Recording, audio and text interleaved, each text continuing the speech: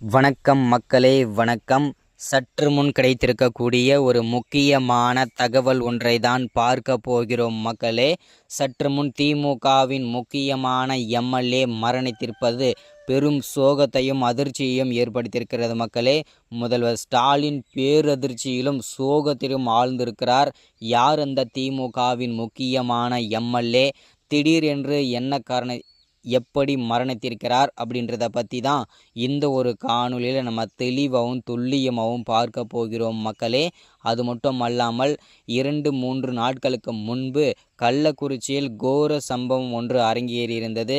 130க்கும் மேற்பட்ட விவசாய குடும்பத்தினர்கள் பரிதாபமாக விஷ கள்ளச்சாராயம் அருந்தி உயிரிழந்திருப்பது பெரும் சோகத்தையும் அதிர்ச்சியையும் ஏற்படுத்தியிருந்தது மக்களே.